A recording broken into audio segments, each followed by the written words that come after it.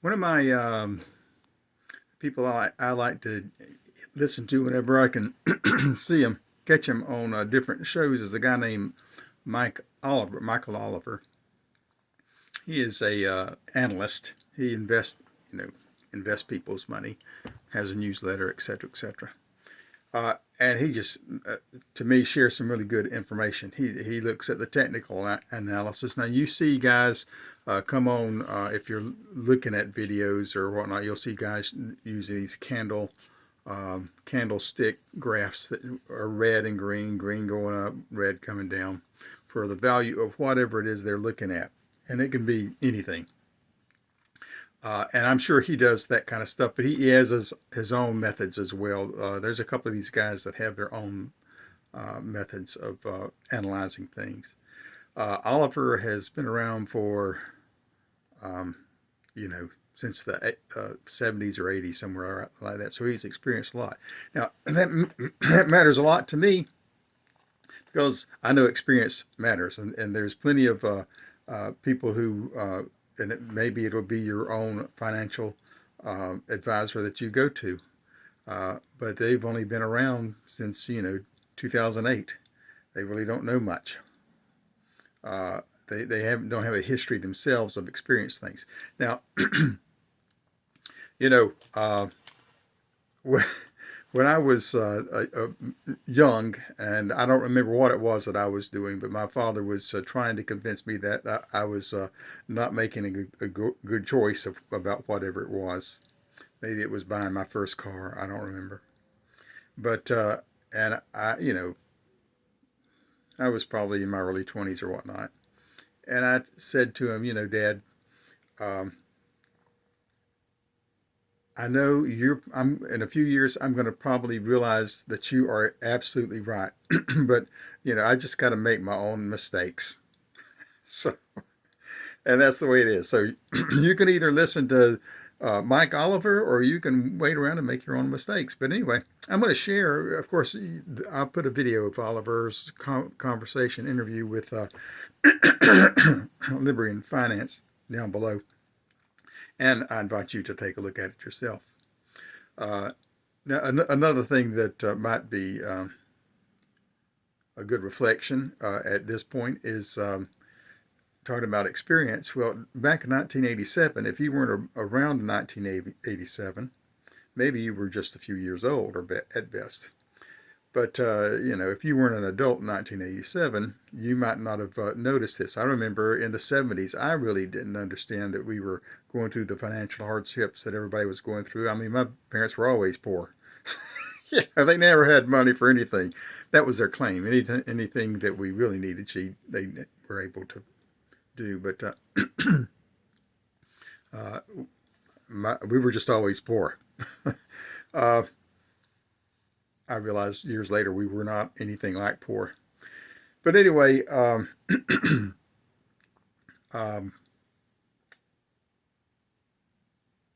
back in the 80s, um, 87, I had purchased a house. My wife and I had purchased the house. We had owned it like 3 or 4 years, and I got accepted to go to grad school. So I had to sell my house and move into another town to go to grad school. And well, as probably you have been told about your house in recent years, what they were saying back then is that, hey, the price of your house it just goes up. You don't have to worry about it. It's going to go up. So I bought my house for around $79,000, and I expected after 3, 4, 5 years I could get 85,000. In fact, I went to talk to, and that would be conservative. And I talked to 3 different real estate agents who all did not realize we were in a recession any differently than I did. And they all told me, "Oh yeah, you can get $90,000 for it or whatnot." And I took the price and used the agent who had the most conservative number, because I didn't want to be, I needed to sell my house. I didn't want somebody trying to lead me to try to get more money so they could get a higher percentage, a higher amount of money off of their percent of the sale, etc. So put my house on the market, and after about a year, I finally got an offer for the same amount that I'd bought my house for. Now, I got an offer earlier than that. I got an offer, excuse me, I got an offer for about what my house had been purchased for within a month or so. But I thought that was a silly offer because I thought, come on, hey, I'm only asking you for 85. I'm not asking you for 90. You know, I bought it for 79.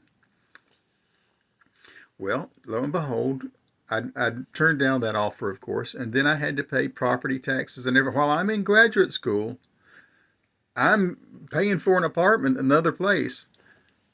I had to keep paying whatever expenses on that house, my monthly mortgage, etc.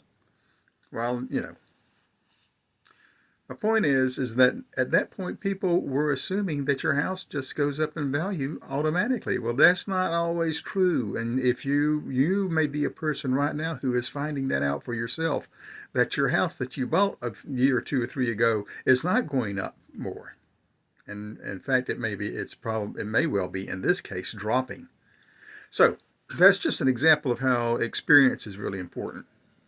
And so I like to listen to Oliver because he's got white hair and because he says some really thought-provoking things. And I'm going to share a few of the things that he had to say with you right now. But again, I invite you to take a look at his interview below. So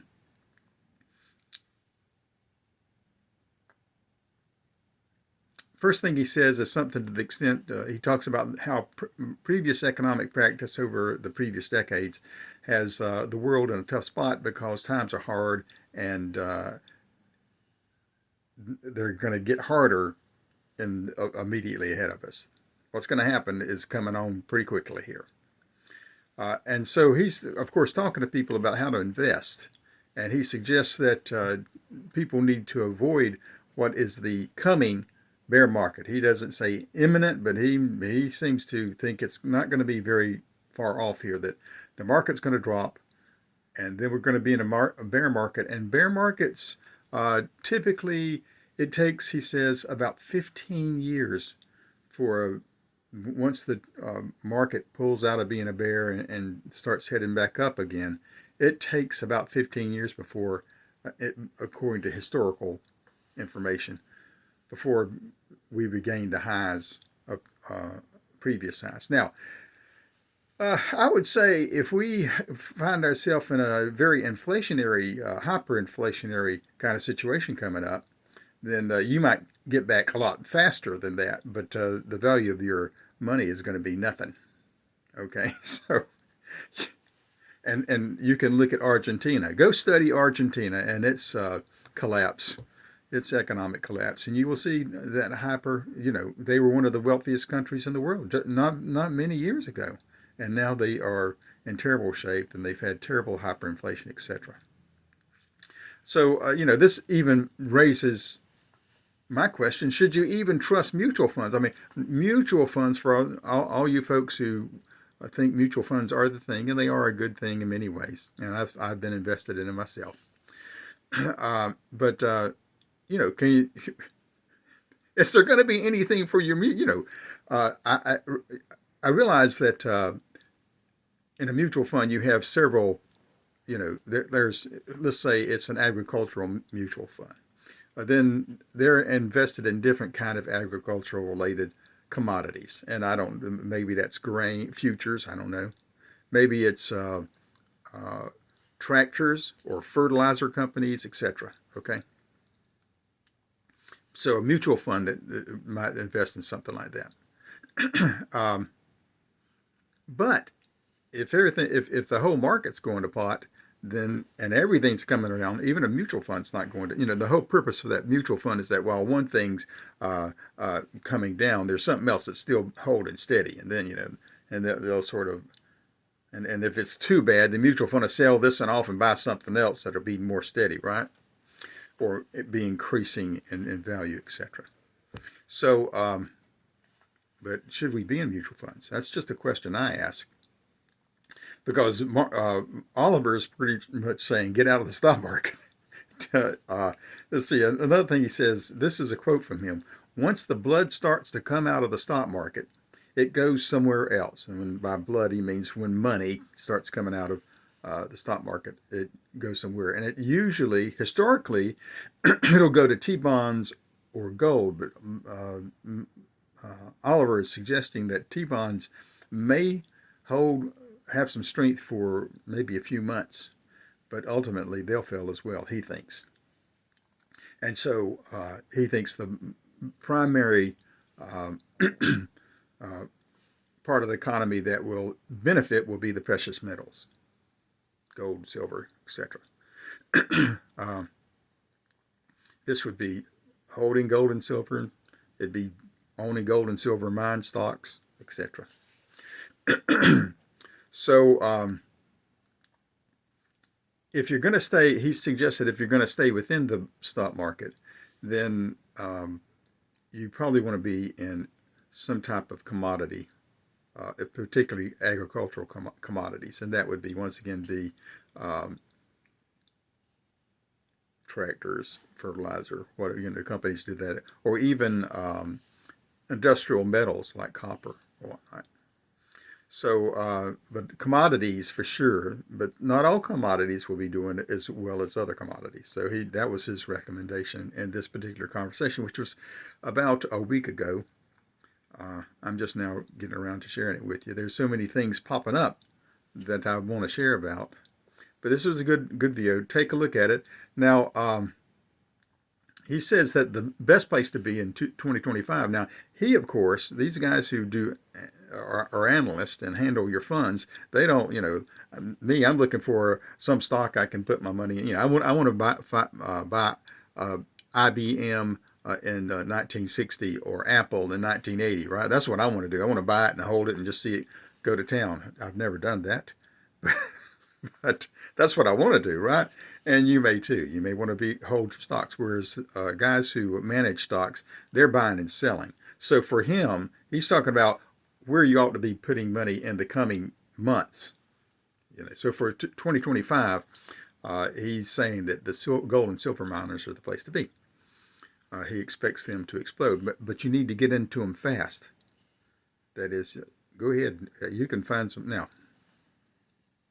You really need to know something about gold and silver miners, though, because you can buy some that can be worthless. Because a mine is often a gamble. So you want to probably stick with the big boys, like what are those guys? First Majestic, etc. Anyway, there's a handful. You can do a little bit of study and figure out who it, and their stock is not, you know, you can buy some stock for 36 cents or 25 cents or 50 cents or whatnot. Those may not be the best stock unless you know more about gold and silver to be throwing your money at.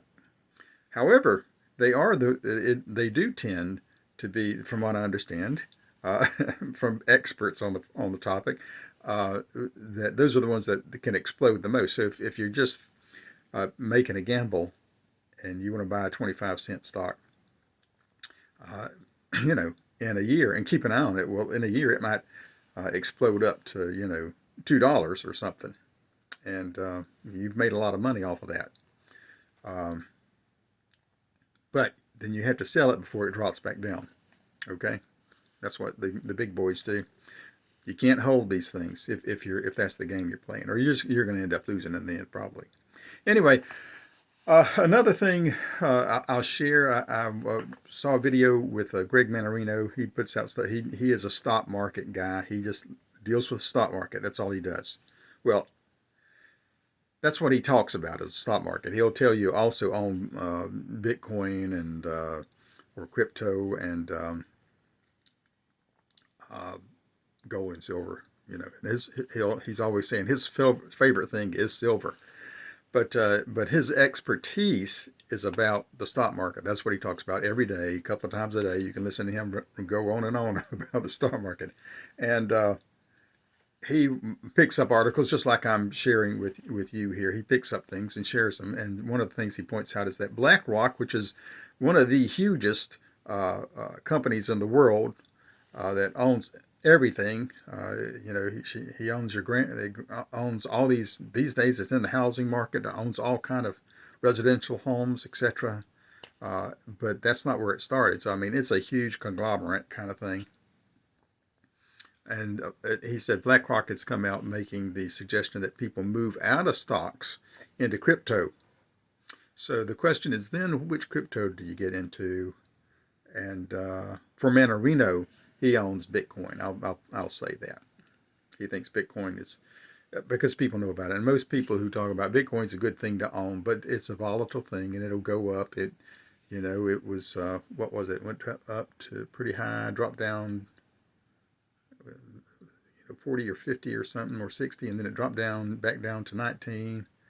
And then it slowly shot back up to around 70. And then it dropped a little bit, and then it took off to 90, and now it's around 100.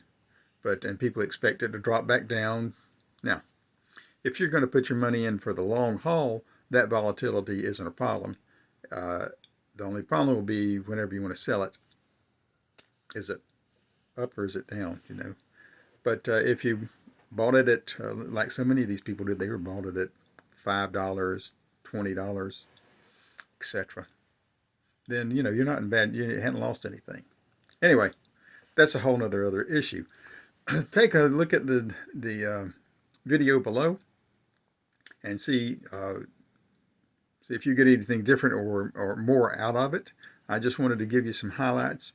Look, if you're in the stock market, if your financial advisor has you in stocks, if they've got you in mutual funds, this is something for you to think about. And if they're not 60, 65, 70 years old and been in the business for since 1985 or something, then they might not have experienced some of the things that might have opened their eyes. But the older guys, you listen to Pinto, that's another guy who's pretty good. Listen to these guys, these kind of guys talk, and they gamble with your money, but they're watching your money every day in order to make it increase. Whereas the guy who's selling you your mutual funds, he's just making his money, which he has a right to do. He's making his money handling it, but he's probably not in there daily selling and switching from here to there, because one thing, you don't want him to, because you're paying him a commission every time he does it, probably, or she does it. Anyway, keep your eyes open, and if you need to be calm, then what I do is I turn to God. It's a hard thing. Have a good day.